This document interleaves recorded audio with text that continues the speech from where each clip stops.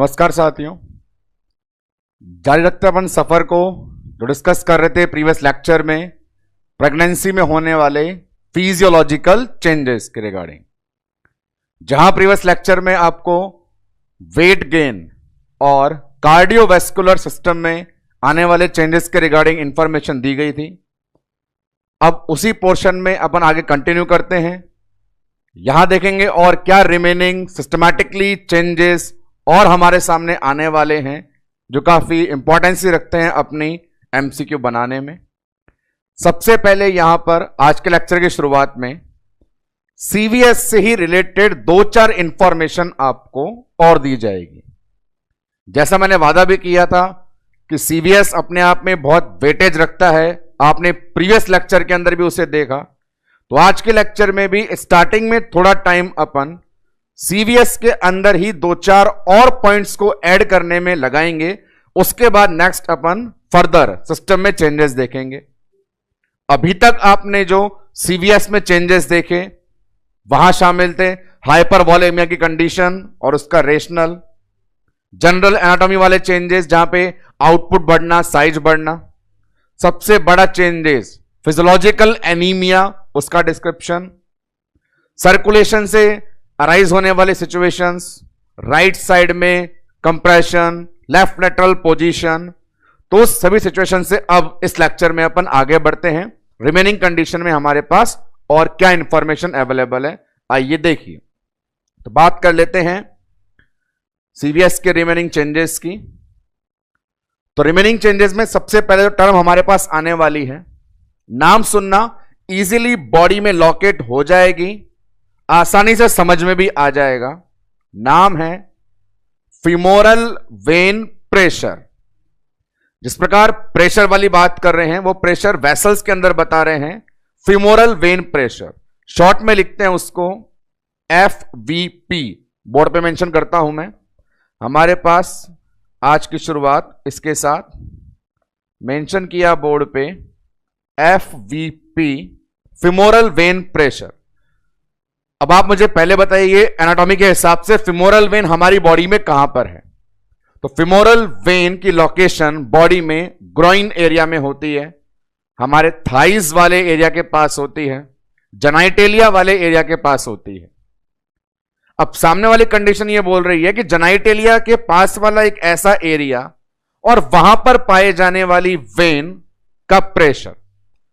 तो बड़ा लाइटली सुनेंगे, प्रेशर तभी बढ़ेगा जब किसी पे दबाव डाला जाता है। यदि आपके ऊपर किसी कंपटीशन एग्जाम में दबाव डाला जाए तो आपके पे ऊपर भी प्रेशर बढ़ेगा, और यदि ऐसा कोई दबाव नहीं हो तो प्रेशर नहीं बढ़ेगा। तो 100% प्रेशर डिपेंड करता है कंप्रेशन पे, कितना कंप्रेशन हो रहा है। अब कंप्रेशन और प्रेशर बड़ी सिमिलर चीज हो गई। जितना ज्यादा कंप्रेशन उतना ज्यादा प्रेशर, जितना कम कंप्रेशन उतना कम प्रेशर। बात कर रहा हूं मैं प्रेगनेंसी वाली स्ट्रक्चर्स को लेकर के। जैसा अपन ने प्रीवियस लेक्चर में देखा, pregnancy related structure right side में पड़ती है, पाई जाती है, तो कंप्रेशन भी कहां पड़ेगा? राइट साइड में। अब यहां इस कंप्रेशन में, इस प्रेशर में चीज ऐड करता हूं, venous return. Femoral when pressure का रिलेशन यहां मुझे जिसके साथ एस्टैब्लिश करना है वो वीनस रिटर्न है। तो सेकंड कैंडिडेट को भी मैं ले आता हूं जिसके साथ रिलेशन मेंटेन करना है अपने को, वो मेंशन करा यहां पे वीनस रिटर्न। और अब आप देखेंगे इन दोनों में कैसा होता है रिलेशन। तो बात करें प्रेगनेंसी पर्टिकुलर की और नॉर्मल कंडीशन में, तो वहां पर नोट करेंगे कि प्रेगनेंसी में वीनस रिटर्न जितना आना चाहिए था उतना नहीं आता है, क्योंकि वीनस रिटर्न का मतलब मैंने बताया था नीचे लोअर एक्सट्रीमिटी से सर्कुलेशन का रिटर्न होना। लेकिन प्रेगनेंसी वाली कंडीशन में ये बड़े सारी यूट्राइन वाली टंकी, एब्डोमेन की टंकी वीनस रिटर्न को आने में रुकावट पैदा करती है, जिससे कंपैरेटिवली वीनस रिटर्न कम हो जाता है। वीनस रिटर्न कम होने का मतलब आपका वीनस ब्लड, आपका रिटर्न होने वाला ब्लड नीचे ही पड़ा है, नीचे ही जमा है, और यदि वो नीचे ही जम गया तो वहां पे प्रेशर ज्यादा फील होगा। नॉर्मली एक इंसान को प्रेशर कब फील होता है? जब अंदर जम जाता है। यदि वीनस रिटर्न सही आ रहा होता, किसी प्रकार का रुकावट का सामना नहीं करना पड़ता, तो हमें प्रेशर भी नहीं होता। तो बड़ी सिंपल सी लाइन है, यदि रुकावट होगी रास्ते में तो हटाने में लगाना पड़ेगा प्रेशर, और नहीं होगी रुकावट रास्ते में तो नहीं लगाना पड़ेगा प्रेशर। तो फिमोरल वेन पे प्रेशर रहेगा या नहीं डिपेंड करेगा वीनस रिटर्न पे। यदि वीनस रिटर्न अच्छा आएगा तो प्रेशर नहीं होगा, और वीनस रिटर्न कम आएगा तो प्रेशर ज्यादा होगा। अब बात कर ले प्रेगनेंसी में क्या होता है। तो हमने पढ़ा है प्रीवियस लेक्चर में सीवीएस के चेंजेस में कि कंपैरेटिवली प्रेगनेंसी में वीनस रिटर्न होता है कम, इसीलिए पैरों में होती है सूजन, होता है पैर भारी। यदि है रिटर्न कम क्योंकि रुकावटें हैं ज्यादा, तो आपका फिमोरल वेन प्रेशर क्या होता है? ज्यादा। तो ये रिलेशन आपसे कोई एग्जाम में पूछ ले कि प्रेगनेंसी रिलेटेड सीवीएस चेंजेस में फिमोरल वेन प्रेशर पे क्या होता है, तो जवाब देना कि femoral when pressure venous return पे डिपेंड करता है, और क्योंकि वीनस रिटर्न प्रेगनेंसी में कंपैरेटिवली कम आता है, इसीलिए फिमोरल वेन प्रेशर ज्यादा होता है। एक स्टेटमेंट। सेकंड स्टेटमेंट, यहां पे एक जनरल सी लाइन है जो राजेश सर आपको कार्डियोवास्कुलर सिस्टम में एक्सप्लेन करेंगे। एक रिलेशन होता है जो मैं बोर्ड पर लिख देता हूं। क्या रिलेशन है? वो सामने ये रिलेशन मेंशन किया, हीमोडाइल्यूशन जैसा कि प्रेगनेंसी में होता है इज इक्वल टू ESR।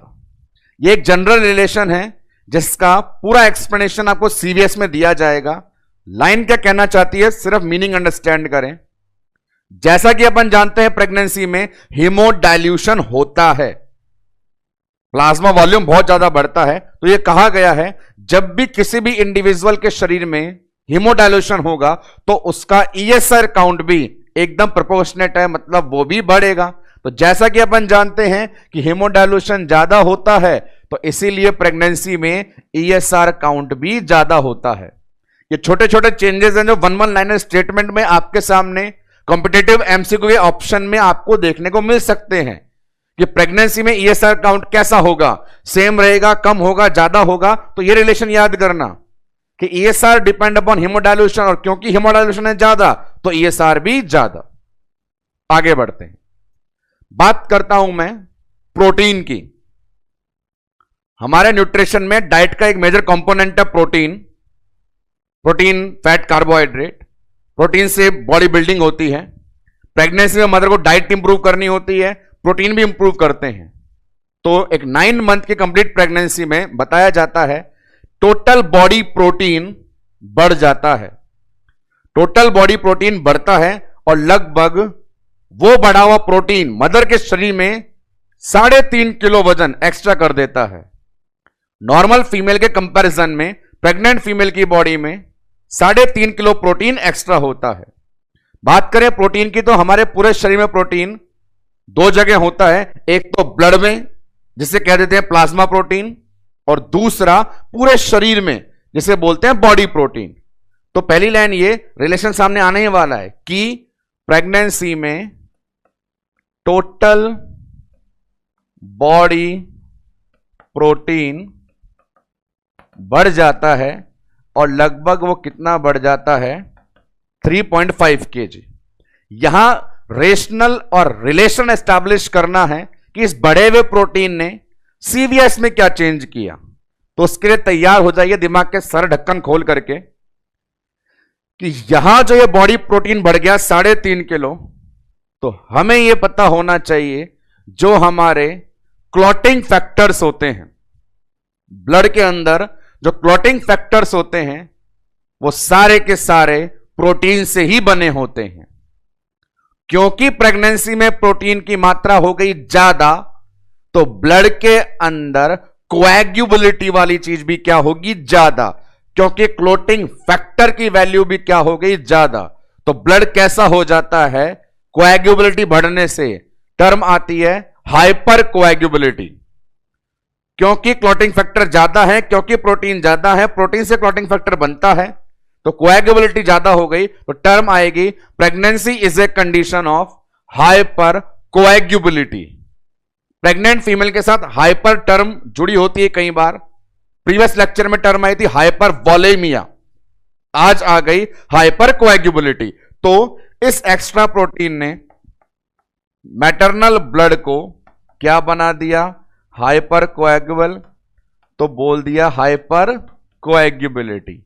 और अब यहां पे with attention and full concentration सुनना एक धमाकेदार लाइन।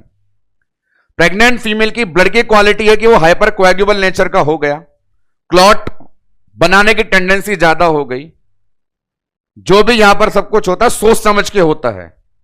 और वो क्या, ये हाइपर कोएगुलेबिलिटी हमें फायदा पहुंचाएगी जब लेबर की थर्ड स्टेज में प्लासेंटा सेपरेट होने से ब्लीडिंग होगी, उसे कंट्रोल करने में।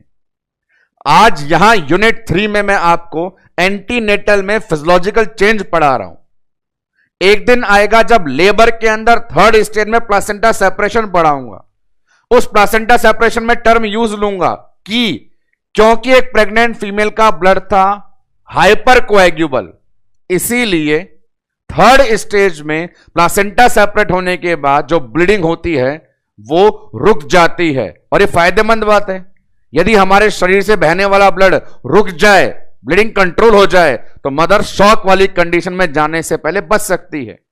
और क्योंकि ये चीज शरीर में नेचुरल पाई जाती है तो इसे बोलते हैं natural mechanism of bleeding control.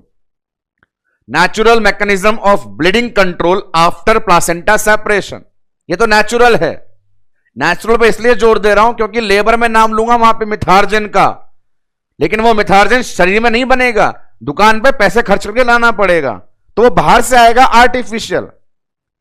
Third stage में ब्लीडिंग कंट्रोल करने के लिए मिथार्जिन यूज लेते हैं, पर वो बाहर से देते हैं आर्टिफिशियल। लेकिन हमारे भगवान ने हमारे शरीर में ऐसा व्यवस्था कर रखी है कि आप नेचुरली भी ब्लीडिंग कंट्रोल कर सकते हैं। तो hyper coagulable nature of pregnancy help in controlling bleeding after placenta separation. तो हाइपर कोएगुलेबिलिटी का फायदा क्या हुआ, इट विल कंट्रोल ब्लीडिंग। एक बात, लास्ट लाइन सीवियस चेंजेस के लिए, रिमेनिंग चेंजेस में वो क्या है, यहां पर आपने देखा टोटल बॉडी प्रोटीन बढ़ गया, मजा आया, 3.5 किलो ताकत ज्यादा बढ़ गई, फिर मजा आया। लेकिन यहां पे एक बहुत इंटरेस्टिंग बात यह है, जैसा मैंने कहा प्रोटीन बॉडी में भी है और इसके अलावा ब्लड में भी है। ब्लड वाले प्रोटीन को अपन क्या बोलते हैं, प्लाज्मा प्रोटीन। और प्लाज्मा प्रोटीन में वही हमारे 2 सिकंदर हैं जो बड़े फेमस हैं, एल्ब्यूमिन ग्लोब्यूलिन से।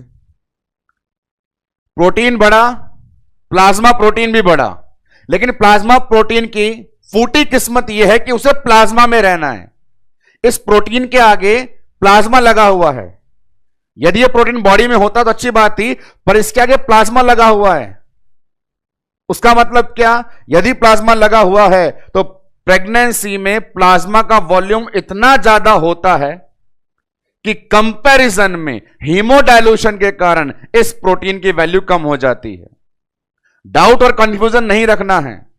बॉडी में प्रोटीन ज्यादा है, ब्लड में भी ज्यादा है, पर प्लाज्मा के कंपैरिजन में कम है। तो कंसंट्रेशन वाइज प्लाज्मा प्रोटीन कैसे हो गए, उनकी कंसंट्रेशन हो गई कम। ये वही विज्ञान है जो पिछले लेक्चर में सिखाई थी मैंने कि हीमोग्लोबिन कम होता है या आरबीसी कम होती है या प्लाज्मा कम होता है। जवाब था साहब कोई कम नहीं होता, पर कंपैरिजन पे आ जाते हैं तो कंपैरिजन में कमी दिखाई देती है। और क्योंकि ये वाला प्रोटीन प्लाज्मा प्रोटीन है तो प्रेगनेंसी में सर्वाधिक प्लाज्मा बढ़ता है, तो प्लाज्मा के कंपैरिजन में प्लाज्मा वाले प्रोटीन एल्ब्यूमिन ग्लोब्यूलिन की कंसंट्रेशन कम हो जाएगी। चलिए इस प्लाज्मा प्रोटीन में जो एल्ब्यूमिन ग्लोब्यूलिन है, इन दोनों में मेजर की बात करें तो आपको इतना जनरल नॉलेज है कि मेजर प्लाज्मा प्रोटीन किसे बोलते हैं, एल्ब्यूमिन। तो प्लाज्मा प्रोटीन कंसंट्रेशन है कम, तो हमारे इस भैया की कंसंट्रेशन भी क्या हो जाएगी, कम। कंसंट्रेशन की बात कर रहे हैं और इतिहास गवाह है जब भी हुई है एल्ब्यूमिन की कंसंट्रेशन कम, बॉडी के अंदर ब्लड में मिलने वाला ऑनकोटिक प्रेशर भी हो गया है कम, और जब भी ऐसा होता है तो इंडिविजुअल डेवलप कर लेता है एडिमा। ये एक रिलेशन है, इंटर रिलेशन, जो बेसिक मैकेनिज्म के थ्रू कई बार अलग अलग सिस्टम में पढ़ाया जाता है कि हमारे ब्लड में मिलने वाले प्रोटीन को प्लाज्मा प्रोटीन, प्लाज्मा प्रोटीन में दो नाम है, एल्ब्यूमिन और globulin. Major plasma protein albumin, क्योंकि टोटल कंसंट्रेशन कम तो एल्ब्यूमिन कंसंट्रेशन कम। एल्ब्यूमिन रेस्पॉन्सिबल है ऑनकोटिक प्रेशर मेंटेन करने के लिए, वो खुद कम हो गया तो ऑनकोटिक प्रेशर भी कम, और ऑनकोटिक प्रेशर कम होता है तो फ्लूइड होता है लीक, और लीक होगा तो क्या हो जाएगा, एडिमा। पर ये सारे जो चेंज हो रहे हैं किसी बीमारी के कारण नहीं हो रहे, किसी बीमारी के कारण नहीं हो रहे, तो ऐसा एडिमा कहलाता है बिना बीमारी वाला एडिमा, फिजियोलॉजिकल एडिमा। जिस प्रकार एनीमिया भी हो रहा था तो बिना बीमारी वाला एनीमिया था, नाम क्या दिया था, फिजियोलॉजिकल एनीमिया। मैं तो यह कहूंगा हमारे दोनों लेक्चर का नाम ही क्या है, फिजियोलॉजिकल चेंजेस। तो जितने भी सारे सामने चेंजेस हो रहे हैं वो किसी बड़ी बीमारी को इंडिकेट नहीं करते हैं, वो सारे बॉडी में होने वाले नेचुरल एंड नॉर्मल चेंजेस हैं जो प्रेगनेंसी की देन है। तो ये हमारे पास आज के लेक्चर की शुरुआत, जिसमें शामिल थे सीवीएस के कुछ रिमेनिंग चेंजेस। पिछली क्लास को भी कोरिलेट करें, इस लेक्चर को भी कोरिलेट करें और कंप्लीट सीवीएस को एनक्लोज करें। अब एक ओवरव्यू दूं मैं आपको कि और क्या रिमेनिंग हमारे पास बचा हुआ है पढ़ाने के लिए। तो एक बार इस कंडीशन को देख लें। ये सब सामने जो बोर्ड पर मेंशन है, ये सारे वो सिस्टम हैं जिनके अंदर हमें फिजियोलॉजिकल चेंजेस पढ़ने होते हैं। इन सभी इंडिविजुअल को एक्सप्लेन करने के साथ ही हमारी ये टर्म कंप्लीट होगी।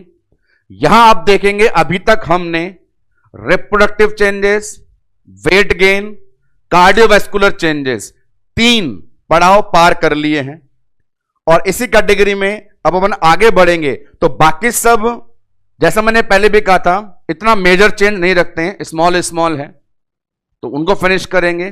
तो आ जाते हैं आज के लेक्चर में सिस्टमैटिकली रिमेनिंग सभी सिस्टम में आने वाले इंपॉर्टेंट चेंजेस को लेकर। इस कैटेगरी में जैसा पीछे बोर्ड पे अवेलेबल है, अगला नंबर किसका है, जीआईटी का, तो हम चलते हैं जीआईटी की तरफ। GIT changes, GIT gastro intestinal tract, काफी अच्छे इंपॉर्टेंट एमसीक्यू, एग्जैक्ट रेशनल वाले ये अपने अंदर रखता है। तो ये जीआईटी वाला चेंज क्या बोल रहा है, जीआईटी वाला चेंज ये कहता है कि प्रेग्नेंट फीमेल में जीआईटी में जितने भी मेन चेंजेस आएंगे वो सारे हार्मोन डिपेंडेंट होंगे, और उन हार्मोन की संख्या होगी 3, जैसा कि आपके बोर्ड पर अवेलेबल है। जीआईटी के चेंजेस को बड़ा ही आसान है सिस्टमैटिकली पढ़ना, क्योंकि उसने खुद को अपना सिस्टम बना लिया है कि मेरे अंदर आप इन तीनों के इफेक्ट बता जाओ, वही चेंजेस आपको लर्न करने हैं। तो हमें जीआईटी में सिर्फ इन 3 हार्मोन के चेंजेस को डिस्कस करना है। आते हैं वन बाय वन। नंबर 1 अपने पास हार्मोन अवेलेबल है एचसीजी। इस एचसीजी ने प्रेग्नेंट फीमेल की जीआईटी में क्या चेंज किया, तो जहां एचसीजी वहां चिपका हुआ एक टर्म है नोजिया वॉमिटिंग, उबाके आना और उल्टियां आना जीआईटी सिस्टम का ही इफेक्ट होता है। तो बिना ज्यादा लॉजिक दिए सिंपल सी एक लाइन पहले यह बोलें कि एचसीजी के कारण फीमेल ने डेवलप कर ली नोजिया वॉमिटिंग, तो ये आपका पहला चेंज, नोजिया वॉमिटिंग, ये करवा दिया एचसीजी ने। सेकंड वन, इस नोजिया वॉमिटिंग को मॉर्निंग सिकनेस बोलते थे। प्रेगनेंसी साइन में मैंने आपको एक्सप्लेनेशन दिया है कि यह मॉर्निंग में ज्यादा क्यों होता है, क्योंकि ओवरनाइट मदर क्या कंडीशन में होती है, एम्प्टी स्टमक। एम्प्टी स्टमक में एक और मैंने मैकेनिज्म बताई थी, एम्प्टी स्टमक और इंक्रीज फीटल डिमांड से मदर की बॉडी में डेवलप होता है हाइपोग्लाइसीमिया, ग्लूकोज की कमी। और जब जब शरीर में ग्लूकोज कम हुआ है तो एनर्जी के लिए फैट का ब्रेक हुआ है। फैट वसा ऊर्जा का भंडारा, जब भी फैट ब्रेक होती है, एनर्जी तो रिलीज करती ही है, पर साथ में प्रोड्यूस करती है कीटोन बॉडीज। नोजिया वॉमिटिंग है, मॉर्निंग सिकनेस है, मॉर्निंग में हो रही है, एम्प्टी स्टमक है, हाइपोग्लाइसीमिया है, फैट मेटाबॉलिज्म है, कीटोन बॉडी बन गई। और ये कीटोन बॉडी की जो स्मेल है वो अच्छी नहीं होती है, बदबूदार होती है। कीटोन की स्मेल ऐसी बदबूदार होती है कि उसको सूंघ ले तो आपको और मुझे बिना प्रेग्नेंट हुए उल्टी आना शुरू हो जाएगी। तो ये लॉजिक है कि यहां पे इस नोजिया वॉमिटिंग से अपन फाइनली क्या डेवलप कर पा रहे हैं, कीटोन बॉडीज और डेवलप कर पा रहे हैं। तो आप मुझे बताइए, कीटोन बॉडीज बनने से नोजिया वॉमिटिंग की टेंडेंसी कम होगी या ज्यादा होगी? और ज्यादा होगी। कीटोन बॉडी में मैंने क्या लॉजिक दिया? स्मेल का। फोकस करें इस स्मेल पे। फोकस करेंगे तो अगली लाइन ना केवल बोर्ड किताबों पे, आप अपनी घरवाली के अंदर भी देख पाएंगे, घरवाली या घरवालों में भी देख पाएंगे। एक कॉमन चीज होती है, प्रेग्नेंट फीमेल में शुरुआत के 3 महीने इस एससीजी के तांडव के कारण अजीब सी स्मेल आती है उसे। घर में जब कोई सब्जी छोंक रहे होते हो, रोटी के घी लगा रहे होते हैं, तो उसे घी से स्मेल आती है, उस छोंकन की जो भाप होती है उससे स्मेल आती है, तो अजीब सा डेवलप हो जाता है। वो स्मेल नाटक नहीं कर रही है, एक्चुअली कीटोन बॉडी बनने से बॉडी में डेवलप हो रही है। एक फैक्ट लॉजिक बताता हूं। पिछले साल मेरी साली प्रेग्नेंट हुई थी, तो उसमें कंप्लेंट थी ह्यूमन बॉडी में भी स्मेल होती है। कई आशिक तो इस ह्यूमन बॉडी की स्मेल में फिदा होकर मर जाते हैं, पर वैसे बताऊं ह्यूमन बॉडी में भी नेचुरली अपनी एक स्मेल होती है, पर वो स्मेल भी प्रेग्नेंट फीमेल को इरिटेट कर सकती है। तो a pregnant mother develop sense of smell, ये लाइन मुझे यहां लिखनी है और आप इसे ढूंढ पाएंगे आपकी मॉस्बी नाम की गाइड में। A pregnant female develop sense of smell, अजीब अजीब दुर्गंध उसे आना शुरू हो जाती है, फिर वो चाहे घर में छुक रहे खाने से हो या सामने खड़े पति के शरीर से आ रही हो। सेंस ऑफ स्मेल, ये वर्क था हमारे एससीजी का। First thing. Second one effect देखेंगे एस्ट्रोजन हार्मोन का। वैसे तो एस्ट्रोजन हार्मोन के बहुत बड़े रोल प्ले होते हैं, पर यहां उन पे फोकस करेंगे जो आपके लिए एमसीक्यू लाएंगे इस कंटेंट से। एस्ट्रोजन ग्रंथियों को पसंद करता है, ग्लैंड्स को। फीमेल की बॉडी में जहां भी एक्सोक्राइन ग्रंथियां होगी उसके काम वो बढ़ा देता है। जैसे चमड़ी में होती है स्वेट ग्लैंड, पसीना ग्रंथि, पसीना ज्यादा बनता है। मुंह में होती है अपने पास सलाइवरी ग्लैंड, लार ज्यादा बनती है। जेनाइटिलिया में सर्विक्स से म्यूकस ज्यादा बनता है। ब्रेस्ट में मैमरी ग्लैंड, मिल्क ज्यादा बनता है। हर ग्रंथि का काम बढ़ जाता है। बात करूंगा यहां पे एस्ट्रोजन के कारण मुंह में पाई जाने वाली सलाइवरी ग्लैंड के फंक्शन पे। तो सलाइवरी ग्लैंड पर भी मेहरबान हमारा एस्ट्रोजन, और इसके फंक्शन कर दिए ज्यादा। सलाइवरी ग्लैंड के फंक्शन होंगे ज्यादा तो मुंह में लार बनेगी ज्यादा, और जब मुंह में लार बनती है ज्यादा उसके लिए टर्म होती है, शायद आपको पता हो, लिख देता हूं। टर्म है टाइलिज्म। हालांकि पी से शुरू होता है पर पी साइलेंट है। यदि मेरे देश के जवान पी साइलेंट ना करें तो वो पटाइलिज्म भी बोल सकते हैं देसी भाषा में, पर लॉजिकली पी साइलेंट होता है टाइलिज्म। टाइलिज्म का मतलब होता है एक्सेसिव सलाइवेशन, मुंह में लार ज्यादा बनना। तो एस्ट्रोजन के इफेक्ट के कारण मुंह में लार ज्यादा बनना शुरू हो जाती है, बन जाती है। अब मुंह में ज्यादा लार बन रही है, यह चिंता की बात नहीं है। चिंता की बात क्या है? अब वो बोर्ड पे आने वाली है। बहुत ज्यादा ओरल कैविटी में लार बनेगी तो एनवायरमेंट हो गया मॉइस्ट, जैसे सर्विक्स ने भी एनवायरमेंट मॉइस्ट कर दिया था, गीला गीला, ठीक है। उस मॉइस्ट नेचर से अपनी ओरल कैविटी में जो गम्स हैं वो काफी सॉफ्ट हो जाते हैं। गम्स मसूड़े सॉफ्ट टिश्यू होते हैं जिन पे पहाड़ जैसा मजबूत टीथ, दांत खड़ा होता है। वो गम्स सॉफ्ट हो जाते हैं। और फिर रोज सुबह अपन जब टूथपेस्ट को लेके क्रांतिकारी गतिविधि करते हैं, ब्रश करना पता नहीं क्यों हर इंडिविजुअल को दुनिया का सबसे फास्ट बुलेट ट्रेन जैसा काम लगता है, काफी जोर से करते हैं। तो उस समय जो सॉफ्ट गम्स हैं टूथब्रश करने से ब्रेक हो सकते हैं और वहां पे ब्लीडिंग डेवलप हो जाएगी, गम ब्लीडिंग। ये अलग कंप्लेंट, गम ब्लीडिंग उससे स्टार्ट हो गई।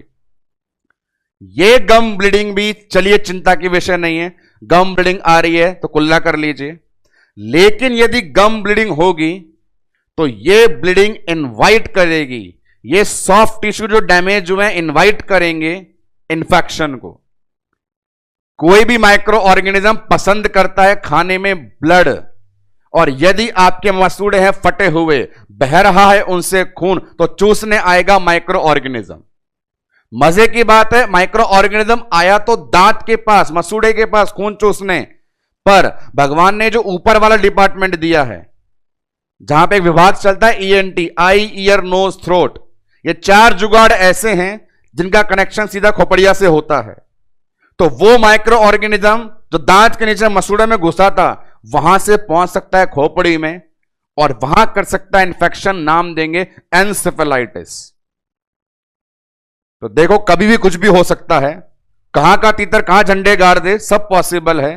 तो ये इफेक्ट बताए जा रहे हैं कि एस्ट्रोजन के इफेक्ट से लार बनी ज्यादा लार बनना टाइलिज्म, ज्यादा लार से वातावरण गीला, गीले वातावरण से मसूड़े नम हो गए, मसूड़ों में ब्रश किया तो वो डैमेज हो गए, डैमेज मसूड़े से खून निकला तो माइक्रो ऑर्गेनिज्म आया, और वो माइक्रो ऑर्गेनिज्म दांत के रास्ते खोपड़ी में पहुंच गया। इसीलिए एंटीनेटल केयर देते समय ओरल कैविटी एग्जामिनेशन कंपलसरी है। कहीं गम ब्लीडिंग तो नहीं हो रही, और हो रही है तो इन्फेक्शन हो सकता है। तो लाइन मेंशन करता हूं, टाइलिज्म का बैड रिजल्ट है गम ब्लीडिंग, और गम ब्लीडिंग का एंड रिजल्ट है CNS इन्फेक्शन। तो एस्ट्रोजन को छोटा बिल्कुल ना समझे। एक छोटी सी चीज और, अपनी जो नेजल कैविटी है वहां पर भी म्यूकस ज्यादा बनने से नाक बंद हो जाती है। प्रेग्नेंट फीमेल में यह भी कंप्लेंट होती है, जैसे अपन सबको सीजन चेंज होने पे कोल्ड होता है, वायरल होता है, कोरोना का नाम मत लेना, वायरल होता है, कोल्ड होता है, जुकाम होता है। क्यों? म्यूकस सिक्रेशन ज्यादा होते हैं, नाक बहती रहती है। इसलिए यहां पर भी नेजल कैविटी में ऐसा होने से नाक बंद हो जाती है। उसे बोल सकते हैं अपन स्टफी नोज, भरी हुई नोज। क्या भर गया नोज में? नोज में दुनिया भर का म्यूकस भर गया और ये तमाशे एस्ट्रोजन कर गया। तो ये अपने पास GIT पे एस्ट्रोजन का इफेक्ट। तो GIT ने बड़ा सिस्टमैटिकली कहा मेरे को पढ़ना है तो हार्मोन्स के फंक्शन बताते जाइए। 3 हार्मोन पर्टिकुलर हैं जो सामने बोर्ड पे अवेलेबल हो रहे हैं।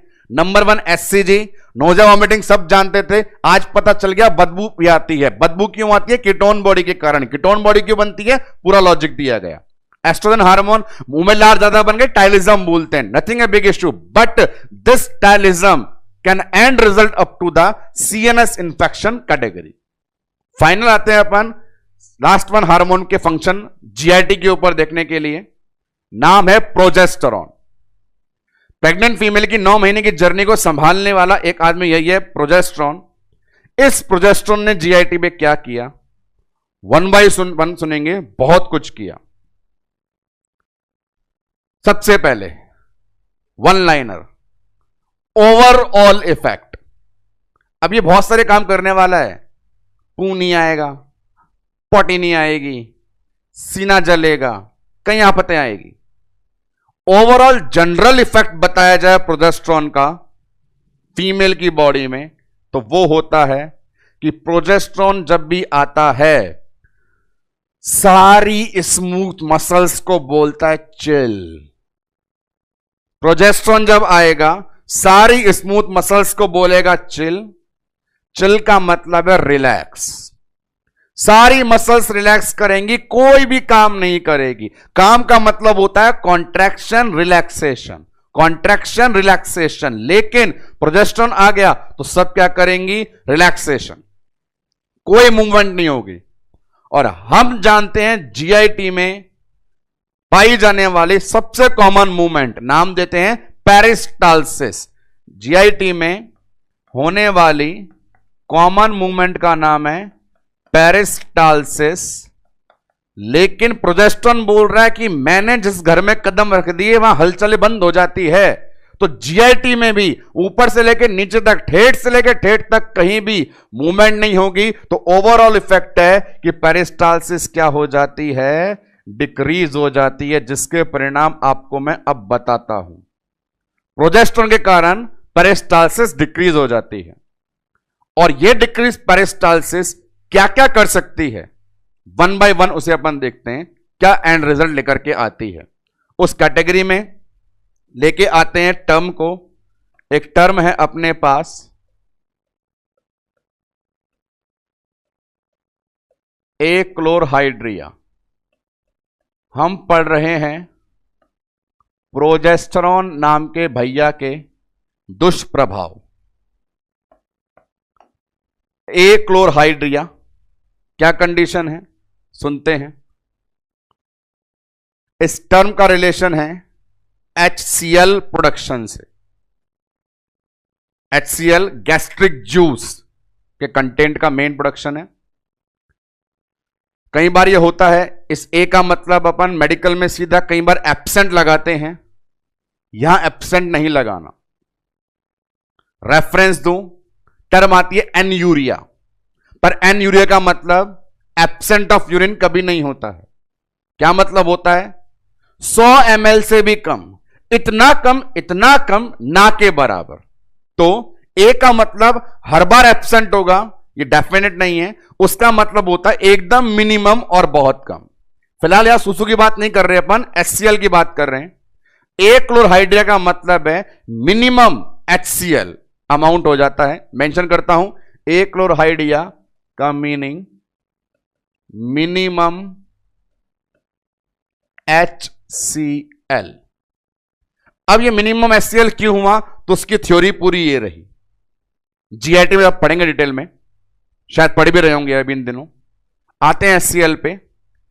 HCl रिलीज करने वाली cell peptic cell, parietal cell जो HCl रिलीज करती है, और ये पैराइटल सेल पाई जाती है स्टमक की मसल्स के अंदर। स्टमक मस्कुलर ऑर्गन है, सभी प्रकार की लॉन्गिट्यूडिनल, सर्कुलर, ऑब्लिक मसल्स उसमें पाई जाती है। उन मांसपेशी के अंदर पैराइटल सेल होती है, और वो सेल HCl रिलीज करती है। नॉर्मली क्या होता है, स्टमक की मसल्स करती है कॉन्ट्रैक्शन, मसल से निकलती है पैराइटल सेल और बनता है HCl। लेकिन प्रोजेस्टेरोन ने कहा कोई काम नहीं करेगा, तो स्टमक की मसल्स ने नहीं किया कॉन्ट्रैक्शन, तो नहीं निकली पैराइटल सेल, तो नहीं बना HCl। रेफरेंस दे दिया term achlorhydria. So we have a idea regarding GIT changes under progesterone hormone effect, that is it develop a condition of achlorhydria।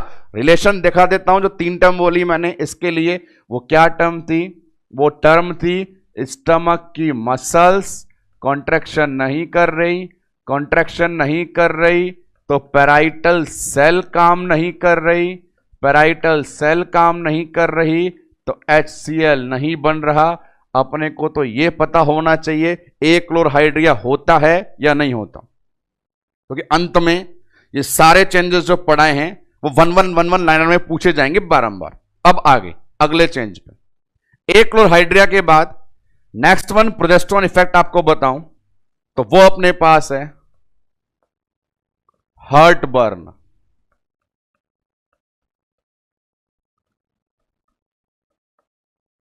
Heart burn अपने पास नेक्स्ट वन सेगमेंट आता है progesterone effect में।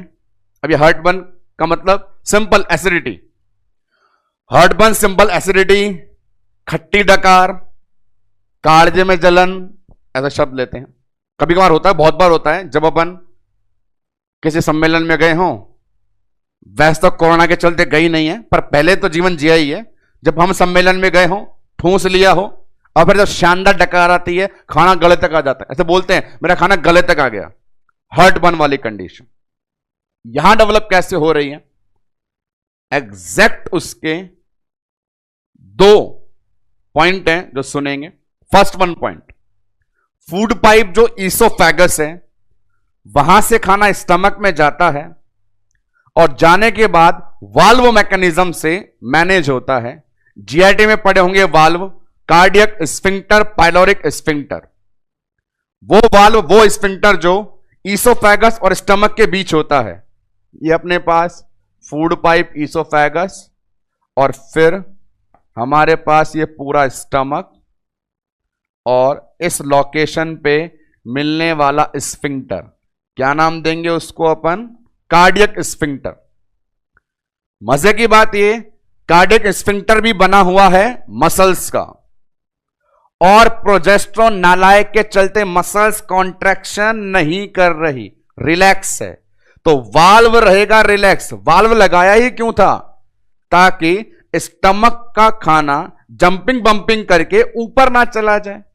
लेकिन progesterone ने कर दिए वाल्व ढीले, muscle कर दी लूज, रिलैक्स कर दिया वाल्व, खाना गया ईसोफेगस, गले में, और हो गई हमें जलन। यह पहला लॉजिक है। तो हार्ट बर्न का फर्स्ट लॉजिक क्या देंगे आप?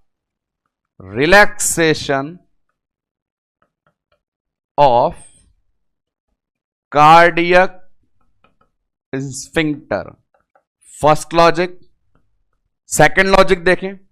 सेकंड लॉजिक ये है, फीटस जो है यूटेराइन कैविटी में जो डेवलप हो रहा है, यूटेराइन कैविटी पेल्विस में होती है पर प्रेगनेंसी में ऊपर एब्डोमेन पे आती है। तो जैसे जैसे फीटस बड़ा होता है, एब्डोमिनल कैविटी बड़ी होती है, यूटेराइन कैविटी बड़ी होती है, जीआईटी कंप्रेस होती है। तो नीचे से शक्तिमान आ रहा है ऊपर, तो ऊपर लगाएगा धक्का और दबाएगा। ये दबाएगा तो खाना फिर उछल के ऊपर जाएगा। एक तो पहले वाल ढीले पड़े हैं, ऊपर धक्का और मार ले तू ताकि खाना बाहर ही निकल जाए। ऐसी कंडीशन है कि वाल्व ढीले के कारण खाना गले में, और बच्चे के धक्के से भी खाना गले में। ये सेकंड लॉजिक था। सेकंड लॉजिक लिखता हूं मैं, फीटल कंप्रेशन। इन दोनों के कारण प्रेग्नेंट फीमेल को हो गया हार्ट बर्न। बार बार प्रेग्नेंट फीमेल बोल रहा हूं, लेकिन सबसे बड़ा सम्मान दिया जाए तो ये आपकी मेरी हम सबकी मां है। एक मां के अंदर ही ऐसा टैलेंट हो सकता है जो आपके और मेरे जैसी औलाद पैदा करने के लिए इतने जुल्म आसानी से 9 महीने झेलने की ताकत रखती है। उसको नोजा वॉमिटिंग हो रही है, बदबूएं आ रही है, डकार बदबूएं आ रही है। यहां पे अपन देख रहे हैं हार्ट बर्न हो रहा है, एक्लोहाइड्रिया हो रहा है, इतनी समस्या हो रही है, फिर भी वो हमें पैदा करने के लिए अपनी लाइफ को मैनेज रखती है। फिलहाल आगे तो अपन ने देखा हार्ट बर्न वाली कंडीशन, लॉजिक दिया 2 के साथ। अब आते नेक्स्ट वन और कंडीशन पे। तो एक कॉमन कंडीशन है जिसके अपन 3-4 रेफरेंस देंगे, और वो ये जीवन का परम आनंद जब ये नहीं हो, कॉन्स्टिपेशन। लॉजिक बड़ा सिंपल है, आप प्रीवियस से मदद ले सकते हैं। अभी अपन ने पढ़ा कॉन्स्टिपेशन, सिंपल से 2 लॉजिक। नंबर 1, कॉन्स्टिपेशन मतलब जाम, रास्ता जाम, माल आगे नहीं जा रहा, खाली नहीं हो रहा, रुक गया। क्यों रुक गया? हलचल नाम की चीज नहीं है भैया। प्रोजेस्टेरोन ने क्या करा? कोई आगे नहीं बढ़ेगा, कोई मूवमेंट नहीं करेगा, तो पॉटी कैसे निकलेगी? Same condition. जीआईटी में नहीं हो रही पेरिस्टालसिस, नहीं हो रही मूवमेंट, तो नहीं पास होगा मोशन। तो मोशन पास नहीं होना क्या है? Common condition, constipation. First logic. Second logic वही, बढ़ता हुआ बच्चा, बड़ी यूटेराइन कैविटी, डाला दबाव रेक्टम पे, रुक गई पॉटी। तो कॉन्स्टिपेशन के लिए भी ये 2 लॉजिक आप यहां मेंशन कर सकते हैं। फर्स्ट लॉजिक जो अपन दे रहे हैं कि पेरिस्टालसिस का नहीं होना, जब भी पेरिस्टालसिस नहीं होती, मूवमेंट नहीं होती, तो कॉन्स्टिपेशन हो जाता है। दूसरा, जो हमारा यूट्रस है वो भर गया है, भरे हुए यूट्रस को बोलते हैं ग्रेविड यूट्रस। इस ग्रेविड यूट्रस ने मूत्राशय के ऊपर भी प्रेशर डाला था और यहां भी डाल रहा है, कॉन्स्टिपेशन। इस कॉन्स्टिपेशन से सिमिलर 2-3 टर्म होती है। तुम क्या बात करते हो पोटे की, यहां तो पू भी नहीं निकलती, क्योंकि पू क्या होता है? हवा का झोंका। तो हवा का झोंका भी कब निकलता है? जब गति होती है। तो यहां पे गति तो बिल्कुल नहीं हो रही, तो कॉन्स्टिपेशन के साथ साथ समस्या है गैस पास नहीं हो रही। कई बार बहुत बड़ा आराम मिल जाता है जब गैस पास हो जाती है, और जीना दुश्वार हो जाता है जब वो नहीं होती है। तो कॉन्स्टिपेशन इन्हीं लॉजिक के साथ रिलेट कर सकती है कि इसके अलावा गैस पास नहीं होने जैसी समस्या आ रही है, और गैस पास नहीं होना क्या कहलाता है? फ्लैचुलेंस। इन इंसानों की शक्ल देखने लायक होती है जिनमें ऐसी समस्याएं चलती है। बहुत देर से संडास में बैठा है, जब बाहर निकल के आता है और आती है, रिजल्ट मिशन इनकम्प्लीट, नहीं हुआ। क्योंकि कॉन्स्टिपेशन है, तो बैठे बैठे वहां जोर लगाते हैं, कुछ भी करके आना है आज। तो कई बार इसको जुनून ले लेते हैं, इतना जोर लगाते हैं, ज्यादा जोर यहां मत लगा देना, कुछ और हो जाएगा। कॉन्स्टिपेशन प्रॉब्लम के चलते जब ज्यादा जोर लगाते हैं तो वहां निचले भाग की मांसपेशियों की नसें फूल जाती हैं। बिल्कुल सही सोच रहे हैं, मैं बोलना चाहता हूं हेमरॉइड्स। प्रेगनेंसी में कॉन्स्टिपेशन यदि ज्यादा हो जाए तो no doubt mother can also develop the term haemorrhoids. Haemorrhoids क्या हो जाता है? डेवलप हो जाता है। तो हेमरॉइड्स हो, फ्लैचुलेंस हो या कॉन्स्टिपेशन हो, एक ही लॉजिक है। और जो बोर्ड भर गया पूरा, वो सारा तांडव था प्रोजेस्टेरोन का। और मैं यूं कहूंगा इन दोनों पेजेस के अंदर जो दिखाई दे रहा है वो पूरा डिस्क्रिप्शन है जीआईटी चेंजेस का। तो जीआईटी चेंजेस सामने जो दिखाई दे रहे हैं, हार्मोन पे डिपेंड, हार्मोन से होने वाले, पहला एससीजी, दूसरा एस्ट्रोजन, तीसरा प्रोजेस्टेरोन। प्रोजेस्टेरोन ने पेरिस्टाल्सिस को रोका और इतना सारा काम करके दे दिया। Achlorhydria, heartburn, constipation, exact rational लिखा हुआ है, वही रेशनल मेरे प्यारो एग्जाम के एमसीक्यू में ढूंढ लेना। एक्लोरहाइड्रिया बहुत कम एचसीएल होना, लॉजिक अपने सामने है। सेकंड वन, हार्टबर्न के दो कारण, पहला वाल्व खुला हुआ है, दूसरा धक्का लग रहा है। कॉन्स्टिपेशन, पेरिस्टाल्सिस नहीं हो रही, प्रेशर लग रहा है। इसी कॉन्स्टिपेशन मतलब गैस पास नहीं होना, फ्लैचुलेंस, और फूल जाना, हेमरॉइड्स। जीआईटी में एक टर्म बता देता हूं मैं, यहीं कहीं एडजस्ट करके, नाम है अपने पास पिका। एक बिहेवियरल डिसऑर्डर है, पर कचरा जीआईटी में जाता है तो इसलिए यहां लिख रहा हूं पिका, बिहेवियरल डिसऑर्डर, जिसमें नॉन न्यूट्रिशियस सब्सटेंस खाने की आदत हो जाती है। जब किसी इंडिविजुअल को साइकोलॉजिकल डिस्टर्बेंस के कारण नॉन न्यूट्रिशियस चीजें, मतलब ईंट, पत्थर, कोयला, सीमेंट, भरता, चौक, प्लास्टर, ये खाने की आदत हो जाती है तो पिका होता है। यहां पे मदर को पिका होता है, दैट्स गुड। बट इस पिका से मॉस्बी के अंदर आप देखेंगे फिजियोलॉजिकल चेन में 4th नंबर पे एमसीक्यू है, उसका आंसर दे पाएंगे। वो क्या? जब भी ये नॉन न्यूट्रिशन वाली चीज खाएंगे तो जीआईटी के थ्रू मेटाबोलाइज होकर ब्लड में तो जाएगी। अब ब्लड बोलेगा आना चाहिए था मेरे अंदर न्यूट्रिशन, तूने खा लिया कचरा, मतलब ब्लड कर दिया गंदा। और इस कचरे के चलते, ब्लड खराब के चलते वहां पे मदर को आयरन डेफिशिएंसी एनीमिया हो जाता है। पिका की कॉम्प्लिकेशन है। पिका वाली हैबिट के कारण चाहे मदर हो या पीडियाट्रिक में बच्चे हो, कंप्लेंट हो जाती है आयरन डेफिशिएंसी एनीमिया। तो पिका का रिजल्ट ये है। और अब सुने मॉस्बी में क्वेश्चन क्या है। क्वेश्चन ये है, if A pregnant mother develop the condition of Pika, which laboratory finding will support you in confirming the diagnosis। यदि एक माताराम के पिका डेवलप हो चुका था तो प्रयोगशाला की कौन सी जांच के द्वारा आप इसे कंफर्म करेंगे? ऑप्शन वहां पे अवेलेबल थे, ESR count, number 2 CBC complete blood count, number 3 HB haemoglobin count, number 4 blood culture. तो जैसा आपको सिखाया, पिका ने किया एनीमिया, और एनीमिया में किसे ढूंढते हैं? हीमोग्लोबिन को। Answer will option number 3। और आपके मॉस्बी में भी 4th नंबर पे जो क्वेश्चन है उसका भी आंसर नंबर 3 ही है, haemoglobin value. So this is the all information regarding the GIT changes during the pregnancy. We have to move forward. और नेक्स्ट सिस्टम अगले की बात करें तो सामने यह है respiratory.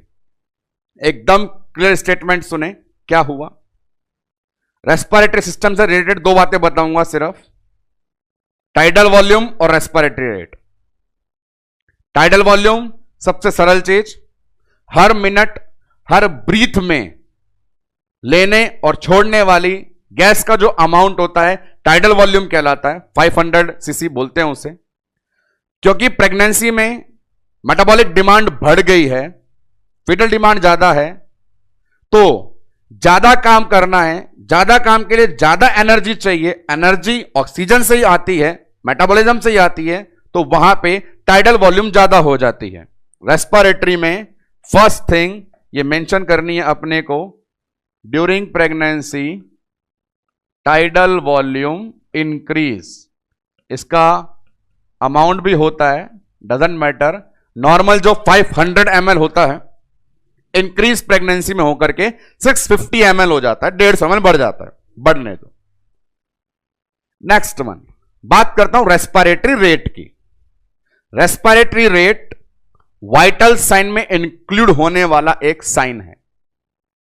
Blood pressure, respiratory rate, pulse rate, ये जो टर्म होती है वाइटल साइन कहलाती है। हमने जब बीपी पढ़ा था तो बीपी में भी ये बोला था हाइपोटेंशन हाइपरटेंशन नहीं होगा, थोड़ा बहुत ऊपर नीचे होगा। यहां रेस्पिरेटरी सिस्टम में बताना है प्रेगनेंसी में रेस्पिरेटरी रेट जो पूरी रेंज है 12 से 16, 16 से 20 जो रेंज है उतने में ही चलेगा, मतलब रेस्पिरेटरी रेट आर नॉर्मल 2.2 है भैया। टाइडल वॉल्यूम ज्यादा होती है, रेस्पिरेटरी रेट नॉर्मल रहती है। अब आते हैं इंटरेस्टिंग चीज पे कि रेस्पिरेटरी रेट नॉर्मल इसलिए रहती है क्योंकि ये वाइटल साइन है, उसे चेंज अपन नहीं करेंगे। लेकिन पर्टिकुलर बात करें लास्ट ट्राइमेस्टर के लास्ट वाले दिनों में, प्रेगनेंसी के अंतिम दिनों में, 32-36 वीक की बात कर रहा हूं, वो समय ऐसा होता है जब बच्चा पूरा बड़ा शक्तिमान हो चुका होता है। आपने देखा भी है 36 वीक पे जिफॉइड तक पहुंच जाता है। तो 36 वीक जब जिफॉइड पे पहुंच जाएगा, जाकर के स्टर्नम को दबाएगा, तो बोलो बच्चों मम्मी को सांस कैसे आएगा? तो बात यह है कि अंतिम दिनों में 36 वीक के पास वाले एरिया में छाती पे इतना दबाव पड़ता है, सांस लेने में इतनी तकलीफ होती है, उस समय रेस्पिरेटरी रेट ज्यादा हो जाता है, टैकिपनिया डेवलप हो जाता है। इसका मतलब यह नहीं है कि आप तो एग्जाम में एमसीक्यू पूछें प्रेगनेंसी में रेस्पिरेटरी रेट कैसे होती है, आप ज्यादा बोलें, भाई 36 वीक तक नॉर्मल थी वो, तो जनरल आंसर देना हो तो रेस्पिरेटरी रेट नॉर्मल, स्पेसिफाइड करे क्या लाइन बोल करके, लास्ट डेज में, अंतिम दिनों में, तो आप रेस्पिरेटरी रेट क्या बोलेंगे, इंक्रीज। पर यह कंडीशन पूरी प्रेगनेंसी में नहीं है, केवल कब रहेगी, लास्ट के दिनों में।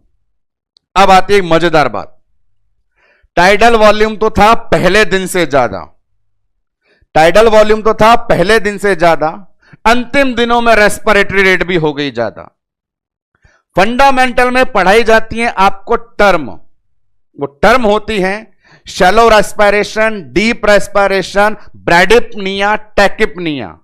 तो यहां पे देखो क्या हो रहा है, टाइडल वॉल्यूम ज्यादा है तो मैं बोलता हूं डीप रेस्पिरेशन, रेस्पिरेटरी रेट ज्यादा है तो मैं बोलूंगा टैकिपनिया, और इन दोनों को मिला करके अंतिम दिनों की बात करें, फिर बोर्ड पे लिख दूं, सिर्फ अंतिम दिन में जब रेस्पिरेटरी रेट भी ज्यादा हो जाए और टाइडल वॉल्यूम ऑलरेडी ज्यादा हो, कंडीशन आ जाती है हाइपर वेंटिलेशन। ये प्रेग्नेंट मदर की तरफ से आपको तीसरा हाइपर गिफ्ट कर दिया मैंने, सबको पकड़ते रहना। पहला हाइपर था वॉलेमिया, दूसरा हाइपर था कोएगुबिलिटी, तीसरा हाइपर है वेंटिलेशन। तो रेस्पिरेटरी सिस्टम में अपन देखें तो अंत दिनों में, लास्ट दिनों में मदर क्या डेवलप कर लेती है, हाइपर वेंटिलेशन। ये हाइपर वेंटिलेशन पूरे 9 महीने नहीं था, केवल 36 वीक के बाद हुआ। और हाइपर वेंटिलेशन एक ऐसी कंडीशन है जिसका रिजल्ट होता है respiratory alkalosis, acid base balance वाली बात। तो रेस्पिरेटरी एल्केलोसिस डेवलप होता है जब होता है हाइपर वेंटिलेशन, और हाइपर वेंटिलेशन होता है प्रेगनेंसी के अंतिम दिनों में। तो ये important thing regarding the changes under respiratory system. General पूछेगा तो रेट नॉर्मल है, स्पेसिफाई करे लास्ट डे में तो चेंजेस बताने हैं। आते हैं अगली स्मॉल इंफॉर्मेशन पे, रीनल सिस्टम, गुर्दा जिंदाबाद। तो अपन ने देखा हाइपरवोलेमिया, पानी ज्यादा, तो नेचुरली शरीर में है पानी ज्यादा तो गुर्दे का काम भी ज्यादा। हमने बेसिक साइंस सिम्टम में पढ़ा है यूरिनरी फ्रीक्वेंसी ज्यादा, तो भाई आपकी किडनी बहुत काम कर रही है। तो किडनी के लिए 3-4 जनरल सी टर्म बोलें तो आप बोलेंगे हर मिनट मूत्र विसर्जन की दर GFR, और ये जा करके जिसमें भरेगा वो ब्लैडर, उसकी कैपेसिटी, और जो आप बार बार करने जाओगे वो फ्रीक्वेंसी, और गुर्दे को काम करने के लिए आप पहुंचाओगे ब्लड सप्लाई। ये सब चीजें गौर कर लेना, बड़ा सिंपल सा है, ये चारों हो जाएंगी ज्यादा। यूरिन ज्यादा बनेगा, GFR ज्यादा बनेगा, ज्यादा भराव आएगा। ब्लैडर को भी आदत हो गई कि प्रेगनेंसी का माहौल चल रहा है तो मेरे को अपनी क्षमता बढ़ानी पड़ेगी, ब्लैडर कैपेसिटी भी क्या हो गई, ज्यादा बन रहा है, ज्यादा बार बार निकलेगा, फ्रीक्वेंसी भी ज्यादा, और किडनी ज्यादा काम कर रही है तो रीनल ब्लड फ्लो भी क्या हो गया, ज्यादा। ये सारी चीज ज्यादा हो जाती है। GFR की तो परसेंटेज भी बताई जाती है, लगभग 50 से 70% ज्यादा हो जाती है। एक बात यहां पे मैं एक चीज यूज लूंगा, रीनल सिस्टम, अमर सर को याद करते हुए, कि रीनल में एक वर्ड आता है threshold. I will mention this on the board. एक शब्द आता है थ्रेशोल्ड। रीनल में इसे आप क्लियर कर पाएंगे। थ्रेशोल्ड का मतलब होता है कि किडनी कोई भी पर्टिकुलर सब्सटेंस बॉडी में होल्ड कर पा रही है या रिलीज कर पा रही है। तो जनरल बात सुनेंगे, इंटरेस्टिंग लाइन है ये, जनरल चेंज से कोई सवाल नहीं पूछेगा। प्रेगनेंसी में सब चीजें ज्यादा होने से कभी कभार मदर डेवलप कर लेती है ये कंडीशन, जिसको मैं कह रहा हूं ग्लाइकोसूरिया। यूरिन में ग्लूकोज, बॉडी में ज्यादा मेटाबॉलिज्म, ज्यादा फैट, ज्यादा कार्बोहाइड्रेट होने से यूरिन में शुगर देखी जा सकती है। नाम देते हैं ग्लाइकोसूरिया। ग्लाइकोसूरिया का मतलब है यूरिन में ग्लूकोज गया। ग्लूकोज गया मतलब आपकी किडनी ने ग्लूकोज नहीं रोका।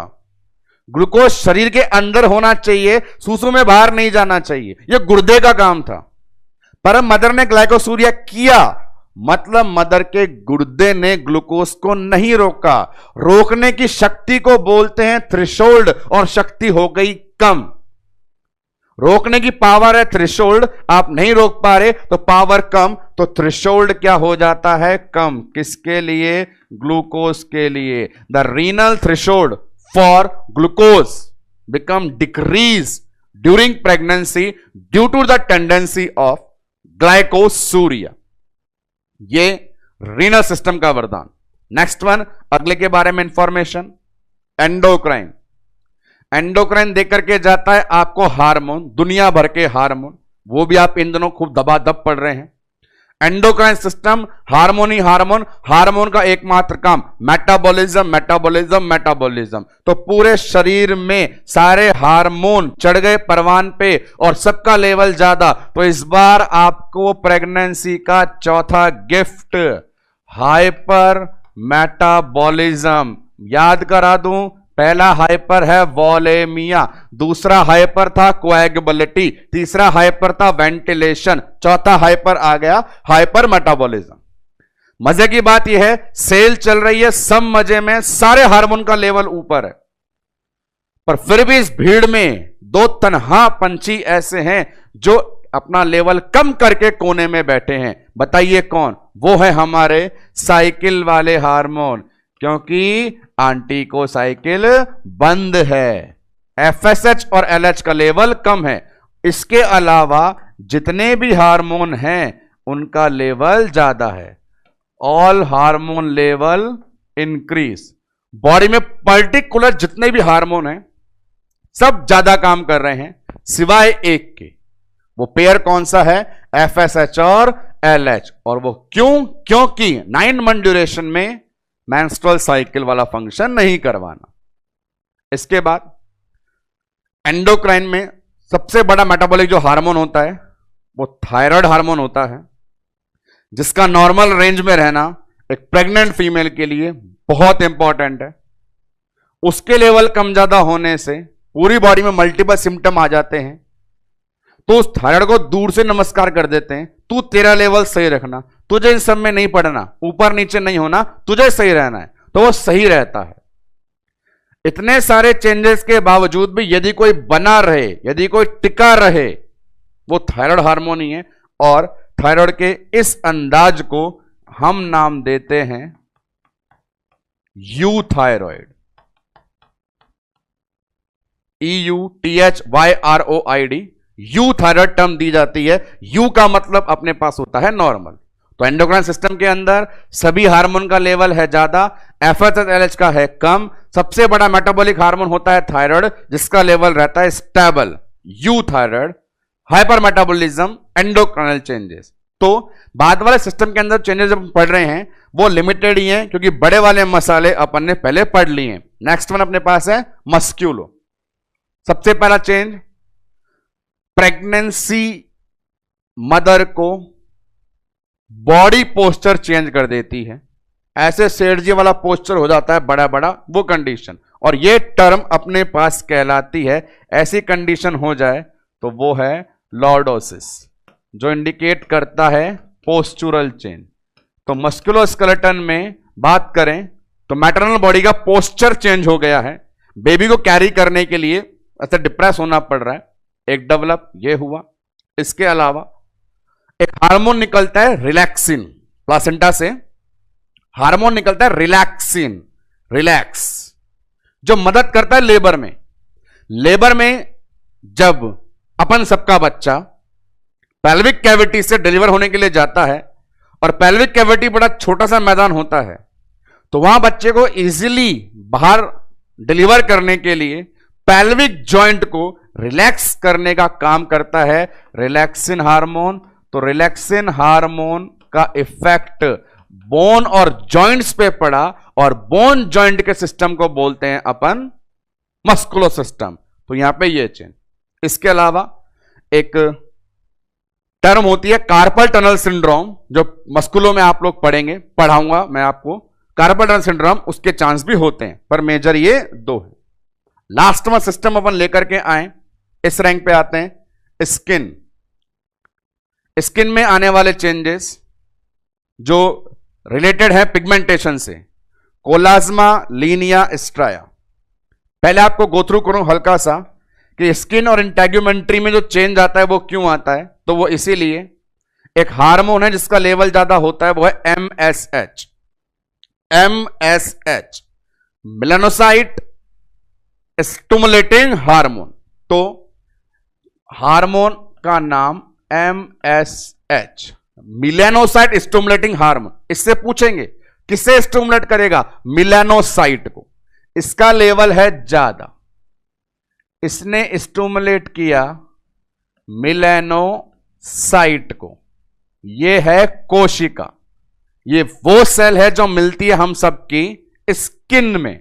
मेलानोसाइट की लोकेशन पता होनी चाहिए, मिलती है स्किन में, और इसी सेल के अंदर पाया जाता है मिलेनिन।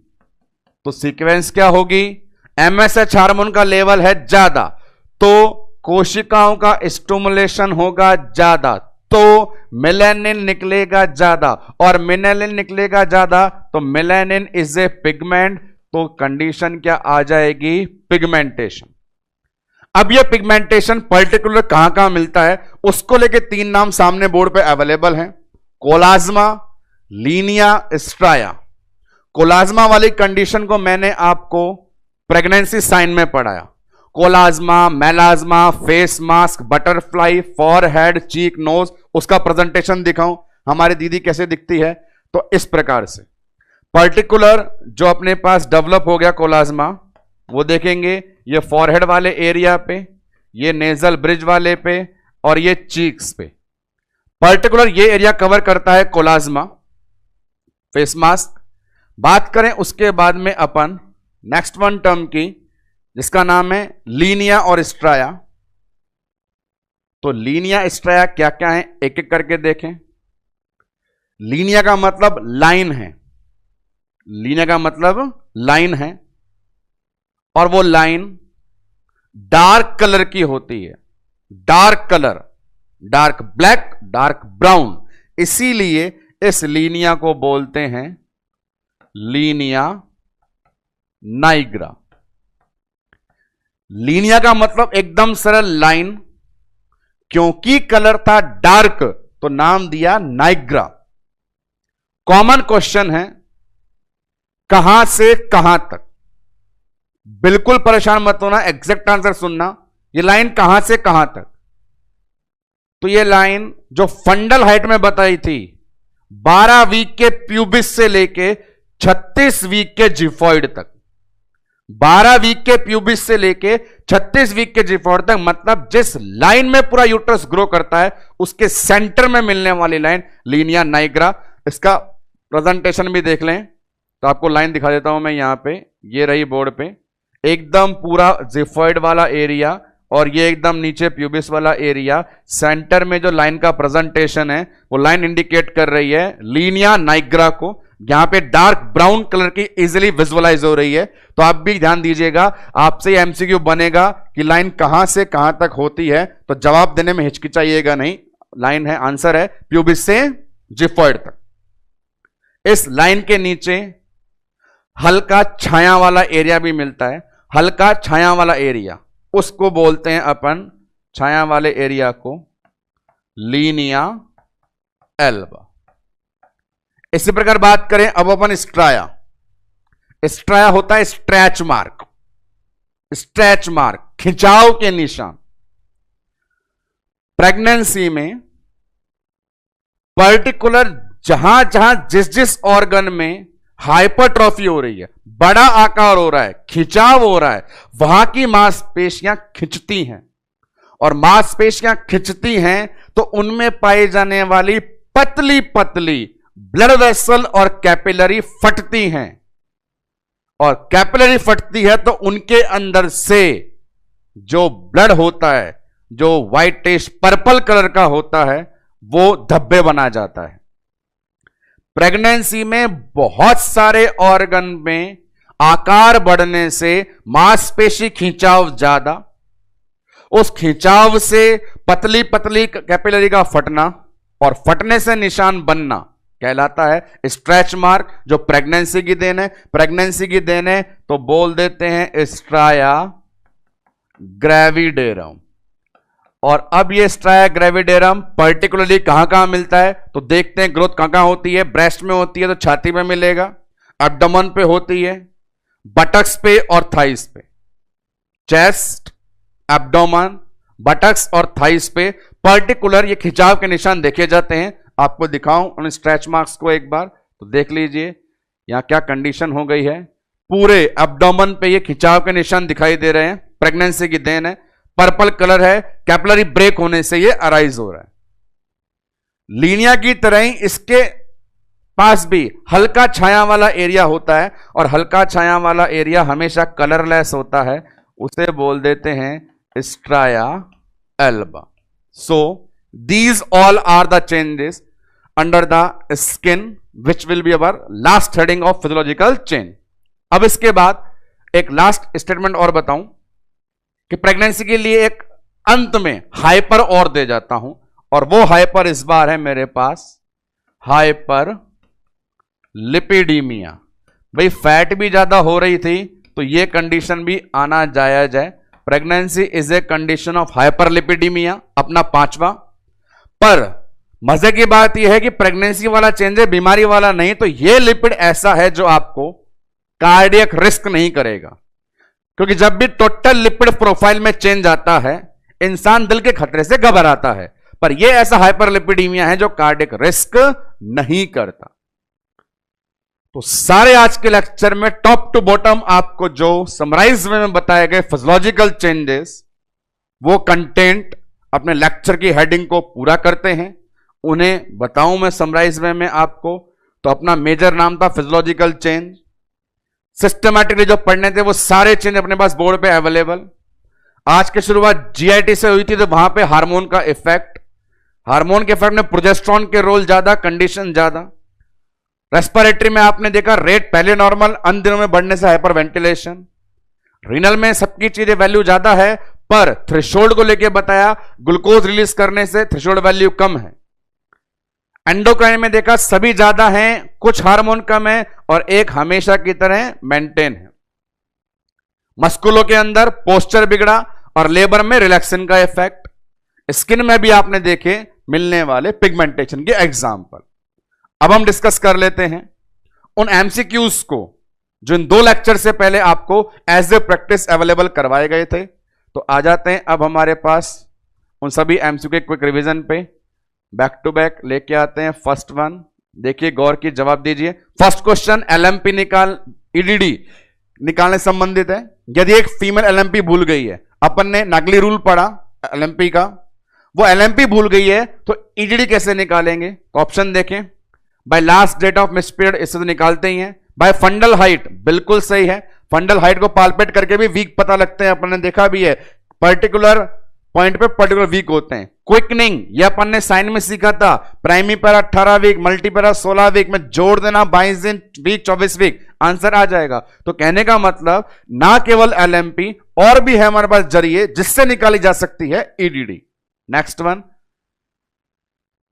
एलएमपी 22 जुलाई 2014 है, महीना 4 दिन चला, ईडीडी बताएं। मैंने सिखाया कि महीना कितने दिन चला उससे कोई मतलब नहीं है, बड़ा सरल करें। 22 जुलाई 2014 में पहले 7 दिन जोड़ें, 22 और 7 29, 29, फिर 9 महीने गिन दें। जुलाई के बाद 9 महीने गिन दें, जुलाई के बाद अगस्त, सितंबर, अक्टूबर, नवंबर, दिसंबर, जनवरी, फरवरी, मार्च, अप्रैल, 29 अप्रैल। तो आंसर ढूंढिए कहां पर अवेलेबल है, वो ऑप्शन नंबर बी।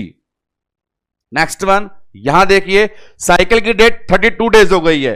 32 डेज की साइकिल यदि हो गई है अपने पास में, 4 दिन एक्स्ट्रा ऐड हो गए हैं, तो आपको भी यहां पे ऐड करने होंगे। अब देखिए एलएमपी जून 10 है, तो 10 में पहले 7 जोड़ दो, 17 जून, जून 17 में 9 महीने जोड़ दो, मार्च आएगा और मार्च में 4 दिन और जोड़ने, तो आंसर 21 तक पहुंच जाएगा। आंसर ऑप्शन नंबर सी, मार्च 21। नेक्स्ट वन, फ्लूइड रिटेंशन को एक्सप्लेन करें, क्या ट्रीटमेंट है? तो फ्लूइड रिटेंशन मतलब हाइपरवॉलेमिया अपन ने जो देखा, उसके रीजन मैंने बताए थे एडीएच और एल्डोस्टेरोन। तो फ्लूइड भी है और इलेक्ट्रोलाइट्स भी हैं। तो क्या करें? साल्ट कभी भी प्रेगनेंसी में रेस्ट्रिक्ट नहीं होता। कई बार बोलते हैं ज्यादा पानी है तो नमक बंद करो, पर नमक बंद कर दिया प्रेगनेंसी में तो बहुत सारे कंजेनिटल डिसऑर्डर हो सकते हैं, इसलिए नमक बंद नहीं करना, नमक कम कर सकते हो। और फिर पानी का ठहराव पैरों में होता है तो लोअर एक्सट्रीमिटी एलिवेशन, ऐसा ऑप्शन ढूंढना है अपने को। तो देखें सामने कहां पर है, वो बी के अंदर, लो साल्ट डाइट और elevation, option number B. Next one, pregnancy के बारे में सभी सही है, किसे छोड़ के? कार्डिक आउटपुट बढ़ता है, बिल्कुल बढ़ता है। वीनस रिटर्न इंक्रीज, इस लाइन का मतलब बड़े ध्यान से सुनिएगा, ये जो चीज है ये वो बताता है कंपैरिजन वाली। वीनस रिटर्न नॉन प्रेग्नेंट की तुलना में प्रेग्नेंट में ज्यादा हो जाता है, पर कंपैरेटिवली नहीं। ये उस प्रकार की बात है, नॉन प्रेग्नेंट में 5 लीटर पंप होता है, 5 लीटर आता है। नॉन प्रेग्नेंट में 5 लीटर पंप होता है, 5 लीटर आता है। प्रेग्नेंट में 6.5 लीटर पंप होता है और 6 आता है। अब बताओ क्या है? 6.5 कंपेरिजन में 6 कमी है, पर नॉन प्रेग्नेंट में कंपेयर करें तो कमी नहीं है, इसलिए ये सही है वीनस रिटर्न। सी, इंक्रीज रेजिस्टेंस, ये गलत है, क्योंकि प्रोजेस्टेरोन के इफेक्ट से वहां पे वैसोडायलेशन होता है, ना कि कॉन्स्ट्रिक्शन। तो आपको यहां पे जो आंसर देना है कि गलत क्या बोले, गलत बोले हैं हम सी, कि रेजिस्टेंस ज्यादा नहीं बढ़ता है। पल्स रेट लास्ट डेज में बढ़ सकती है रेस्पिरेशन की तरह। अच्छा क्वेश्चन है। Next one, increase blood volume, ये आपका super hit question, physiological anaemia रटा दिया था, more plasma than RBC, option number C. Next one, ये आ गया लोअर हीमोग्लोबिन, हीमोग्लोबिन बेचारा ज्यादा होते हुए भी कम क्यों हो गया था? क्योंकि कंपैरिजन प्लाज्मा वॉल्यूम ज्यादा था। ऐसा ऑप्शन देख लें प्लाज्मा वॉल्यूम वाला, तो अपने पास वो आंसर है सी, इंक्रीज प्लाज्मा वॉल्यूम के कारण बढ़ा हुआ हीमोग्लोबिन भी कंसंट्रेशन के मामले में कम रह गया। Next one, maternal blood volume अपन ने देखा है, पढ़ा है पूरा, वो बढ़ता था लगभग 30 से 40% तक, आंसर डी। आगे बढ़ो, जीएफआर अभी बताया 50 से 70%, 75 ज्यादा हो गया, इसलिए आंसर देंगे सी, 50%। नेक्स्ट वन, इधर देखें वापस सवाल आ गया, प्रेगनेंसी में क्या नहीं होना चाहिए? देखो, जीएफआर बढ़ता है, सही है, स्ट्रोक वॉल्यूम बढ़ता है, सही है, प्लाज्मा वॉल्यूम बढ़ता है, सही है, अभी पढ़ा है, पेरिफेरल रेजिस्टेंस नहीं बढ़ता, आंसर सी। नेक्स्ट वन, आगे चलें, बीपी के बारे में बताएं। अभी आप देख रहे थे बीपी के बारे में क्या सही है, तो इंक्रीज सिस्टोलिक, इंक्रीज डायस्टोलिक नहीं, अपन ने आज के लेक्चर की शुरुआत किससे करी? फेमोरल वेन प्रेशर, वही लेके आया सवाल कि कोई सा प्रेशर नहीं बढ़ता, उल्टा 5 से 10 कम होता था। क्या पढ़ा था? डीबीपी, पर जो बढ़ता है वो सिर्फ एक, जिसका रिलेशन था कंप्रेशन ऑफ वीनस रिटर्न से, answer D, increase femoral when pressure. Next one, digestive tract, अभी आज ही पढ़ा है, क्या होता है? बड़ा सिंपल आंसर दिख रहा है यहां पे, ए, हाइपोक्लोराइड्रिया, मतलब HCl की वैल्यू कम हो जाना। नेक्स्ट वन, फिर वही आ गया, यूरिनरी सिस्टम में क्या होता है? रीनल ब्लड फ्लो बढ़ता है, जीएफआर बढ़ता है, कैपेसिटी बढ़ती है, बड़ा simple, all of the above. Next one, breast changes को लेके बात करें तो ब्रेस्ट चेंजेस के अंदर इफेक्ट होने वाला एस्ट्रोजन हार्मोन का, तो यहां देख लीजिए क्यों होता है। तो इन अवेलेबल ऑप्शंस के अंदर नंबर ए, बड़ा easy, effect of oestrogen and progesterone. Next one, अपने पास क्वेश्चन, अच्छा क्वेश्चन है ये, इस पूरे का समरी मीनिंग वो है जो मैंने बताया था आपको, हिमोडायनेमिक चेंज के कारण, ब्लड सर्कुलेशन कम होने के कारण, ब्लड रिटर्न कम होने के कारण, वहां पे मदर को पोस्चुरल हाइपोटेंशन होता था, जिससे डिजनेस आती थी, और वो हाइपोटेंशन क्यों हो रहा था? सर्कुलेशन इंपेयरमेंट में। तो यहां अपन ऑप्शन देखें क्या आंसर है कि उसे क्यों डिजनेस हुआ, तो आंसर देंगे आप लोग इंक्रीज ब्लड वॉल्यूम और डिक्रीज बीपी। बेसिक इसके अंदर आंसर जाएगा अपना पास डिक्रीज बीपी, क्योंकि वहां पे टायर्ड सिम्टम आ गया। नेक्स्ट वन, आते हैं इस क्वेश्चन पे, फिटल वेट लर्न करा दिया आप लोगों को, 3 फॉर्मूला बताए थे, एक फंडल हाइट से लेता था जॉनसन वाला, एक बाइपोलर डायमीटर हेडलॉक वाला, और दूसरा एब्डोमिनल सर्कमफेरेंस वाला। सारे साइंटिस्ट अवेलेबल हैं, answer option D. Last one देख लीजिए, 32 से 40 में क्या पढ़ा है आपको? 32 से 36 में 26.1, 36 से 40 में 24 ग्राम पर डे। तो इसमें बड़ा इजी आंसर ढूंढना, वो रेंज अपने को मिल रही है ऑप्शन नंबर सी में। तो ये अपने पास वो सारे एमसीक्यू थे जो रिलेटेड थे हमारे दोनों लेक्चर की major heading physiological changes of pregnancy से। तो ये सारी इंफॉर्मेशन आपको बताई गई जो एक प्रेग्नेंट मदर इन 9 महीने में पूरी बॉडी में अडॉप्ट करती है। मल्टीपल सेंटेंसेस हैं, मल्टीपल वन लाइनर एमसीक्यूज हैं इन दोनों लेक्चर में अवेलेबल कंटेंट से। उम्मीद है आपके समझ में आया होगा। करेंगे मुलाकात कल एक नई सुबह नए टॉपिक केयर के साथ। अभी के लिए इतना ही, धन्यवाद।